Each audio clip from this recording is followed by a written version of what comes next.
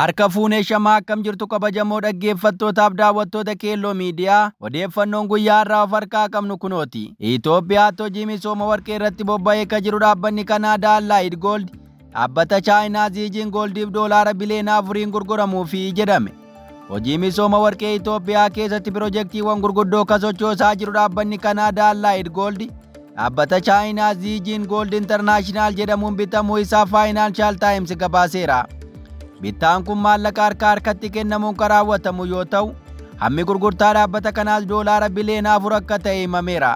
Gabaa aksiyoona Hongi Kongi keessatti galmaa'ee qaama seerummaa akka qabu dhaabbati Zijin Gold dhaabbata Allied Goldiin doolaara Kanaadaa biliyoona 5.5 yookaas doolaara Ameerikaa biliyoona 4 bituuf walii galteerra ga'ameera.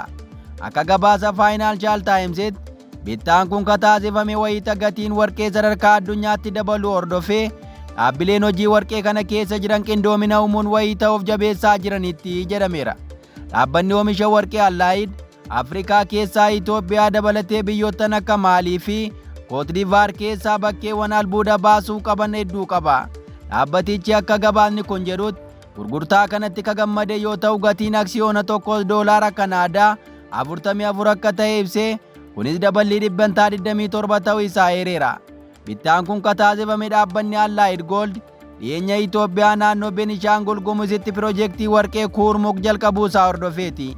Dhaabbatichi sadaasa bara 2018 ibsa baasee tureen muummeewwan albuuda adda ba'an 5 argachuu isaa ibsee ture. Barbaachi albuuda naannicha irratti taasifames kuufamni warqee naannicha irra jiru guddaa ta'uu kan agarsiisudha jedhe. Zijin bittaa inni taasise kunis waggaa darbiyaas gabaa Hongi Kongitti kan raawwatame isa guddaa akka ta'e himame. Allied Gold barbaacha albuudaa Kurmukitti taasifame hordofee bakkeewwan akka Atsiingee, Diish, Maawunteen, Duul, Archiin keessatti kuufamni albuuda warqee guddoon akka jiran ibse. Ogeeyyiin dhimma albuudaa taateen kun seektarri albuudaa Itoophiyaa guddachuuf carraaqa qabu ta'uu ibsituu tokkodha jedhaniiru. Oduu keenya itti aanuun Ameerikaa fi Itoophiyaan faayidaa biyyaalessaa waloo tiksuu irratti walii galteerra ga'an. Ministeerri raayyaa ittisa biyyaa Injiinar Aishaa Ahmad kaleessa galgala ajajaa humna waraanaa Yuunaayitid Isteetsi kan Afrikaa Jeneraal Daagiivid Andersaan waliin dhimmoota nageenyaa fi tasgabbii irratti marii taasisuu isaanii gabaafame. Injiinar Aishaan wayita kanaan dura biyyoottan lameen kun walitti dhufeenya cimaa akka qaban ibsanii ammas walitti dhufeenya humna waraanaa fi dippiloomaasii guddataa dhufe gara sadarkaa itti aanutti dabarsuudhaan walii galuu dubbatan. Gama biraan nageenyaaf tasgabbii irrattis waliin hojjechuu walii galuu eeranii faayidaa waloo isaanii waliin eeguuf shororkeessummaa qolachuuf walii galaniiru jedhaniiru. Ajajaan humna waraanaa Yuunaayitid Isteetsi kan Afrikaa Jeneraal Daagiivid Andersan gama isaaniitiin kabaja ayyaana hundeeffama humna qilleensaa Itoophiyaa 90ffaa irratti argamuun seenaa waloo ture qorachuuf darbees walitti dhufeenya egeree cimsuuf akka ta'e himameera. Jeneraal Andersan taateen kun rakkoo nageenyaa furuu fi walitti dhufeenya waloo cimsuuf carraa dabalataa uumeera jechuu isaanii ministeerri raayyaa ittisa Itoophiyaa ibseera. Kaleessa itti aanaan ministeera dhimma alaa Yuunaayitid Isteetsi Kiristoofer Laandaaw ajajaa humna waraanaa Yuunaayitid Isteetsi kan Afrikaa Jeneraal Daagiivid Andersan waliin agarsiisa aviyeeshinii bishooftuu mooraa humna qilleensaa Itoophiyaa keessatti qophaa'e irratti argamuu isaanii gabaasuun kan yaadatamu. Oduu keenya itti aanuun Interpol shakkamtoota godaansa seeraan alaa keessaa harka qaban 3,700 ol to'annoo jala oolchuu beeksise. Dhaabbanni poolisii idil addunyaa Interpol opereeshinii biyyoota 119 keessatti gaggeesseen namoota godaansa seeraan alaa keessatti hirmaachuun barbaadamaa turan 3,700 to'achuu isaa ibseera. Dhaabbanni Interpol daldalli nama butanii ukkaamsuun qarshii gaafatan haala haaraa fi waltajjii dijitaalaa fayyadamuun babal'achaa dhufu ibsuun poolisoonni 14,000 ta'an adoolessa 1 hanga 12tti shakkamtoota irratti opereeshinii waaraa raawwachuun bu'aa gaarii galmeessuu ibseera. Itti dabaluunis dura opereeshinii kanaan shakkamtoonni 3,744 to'annoo jala ooluu fi namoonni daddabarfamaa turan 4,414 balaa jaraa baraaramaniiru jedheera.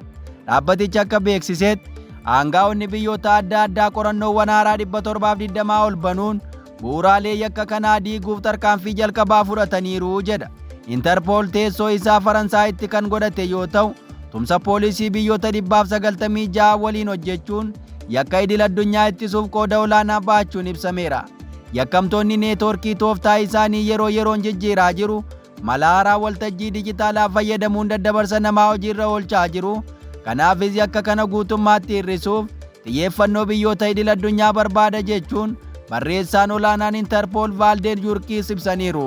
Interpol daddabarsi namaa bifa haaraa fi dijitaalaa ta'e yeroo ammaa lammiileen Ameerikaa kibbaa fi Eeshiyaa keessatti daldalamaa jiraachuun balaa hamaaf saaxilu ta'uu akeekkachiiseera. Kibba lixa Afrikaa fi giddu galeessaatti aangaa'onni Beeniin, Burkina Faso, Ivory Coast, Gaanaa, Senegaalii fi Seeraaliyoon sakatta'iinsa wal duraa duubaan raawwataniin namoota daddabarfamaa turan 200 ol baraaruu fi wiirtuuwwan qacarrii seeraan alaa hedduu diiguu isaanii gabaaseera. Interpol ibsa baaseen namoonni Afrikaa keessa jiran yeroo baay'ee carraa hojii biyya alaa fakkeessuun gowwoomfaman yoo ta'u, daldaltoonni kaffaltii guddaa gaafachuun miidhamtootaa fi maatiin isaanii dararaaf saaxilamu jechuun ibseera. Akka odeeffannoo Interpolii fi ejensiiwwan idil addunyaa birootti bara 2022 hanga 2024 duula wal fakkaataa addunyaa guutuutti namoota daddabarsa namaa raawwatan irratti adeemsifameen shakkamtoonni 10,000 ol to'annoo jala ooluun gabaafameera. Shakkamtoonni to'annoo jala oolan kunniin biyyoota adda addaa keessatti seera biyyaa seenaa duratti dhiyaachuun murtii hidhaa waggoota dheeraa, adabbii maallaqaa fi qabeenya yakkaan argame irraa saamuu akka irratti murtaa'us ibsameera.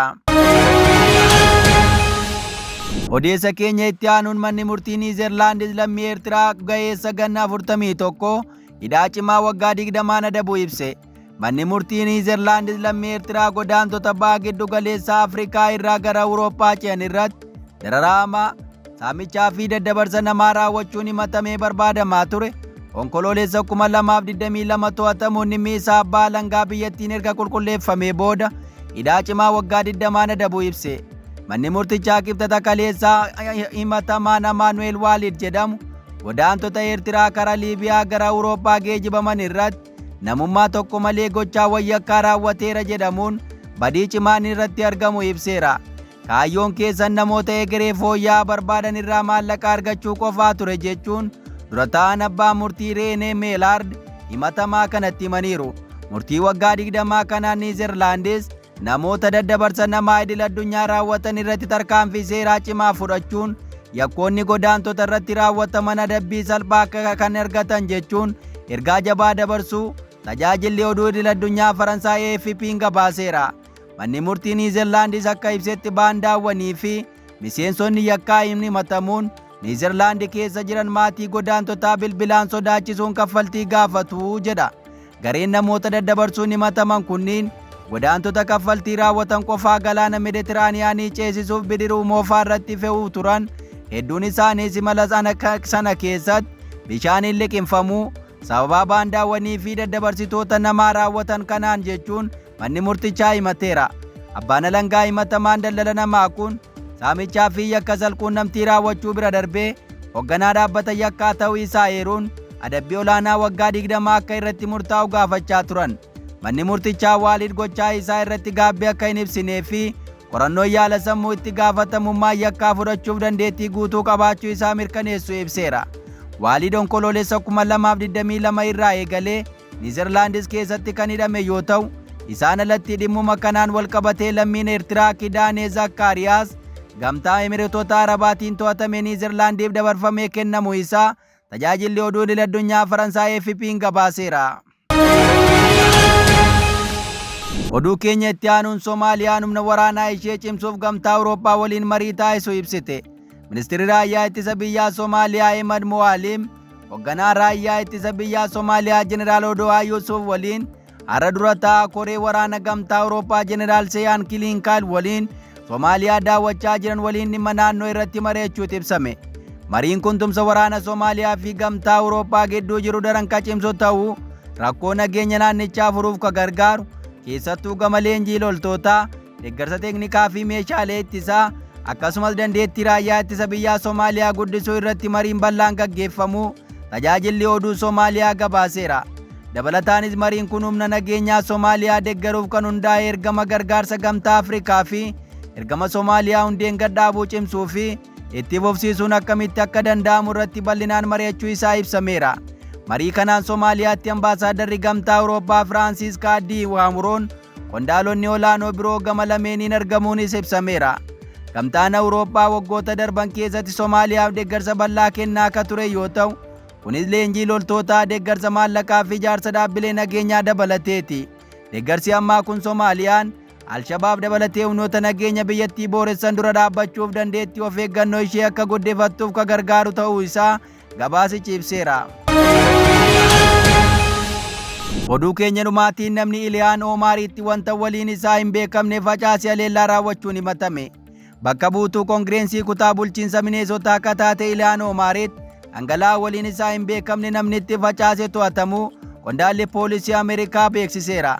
Namni kun gochaa kana raawwate yeroo Iliyaan Omaar galma walii magaalichaa keessatti haasaa taasisaa turteetti. Namni kun tasa osoo hin eegamin dhangala'aa siriinjii yookaas marfeetti qabatee ture itti facaasuu isaati himame. Gabaasni BBC irraa arganne akka jedhutti dhangala'aan sun waan keemikaala fakkaatuu fi foolii funyaan namaa waraanuu akka qabu ibseera. Ragaan poolisii ifa godhe akka agarsiisutti namni Antoonii Jaamsi Kaazmiir jedhamu kun umuriin isaa waggaa 55 ta'uu ibseera. Namni kun battalumatti to'annoo jala oolfamee poolisiin bakka taateen kun mudatetti qorannoo fooreensikii gaggeessaa jiraachuu himeera. Namni kun yakka namarratti haleellaa raawwachuu sadarkaa sadaffaan himatamuu poolisiin ifa godheera. Egaa dhaggeeffattoota Keelloo Miidiyaa odeeffannoon irraa of harkaa qabnu kanan gammaa dhaggeeffattan ture. Qophii hafee waliin turtii gaarii.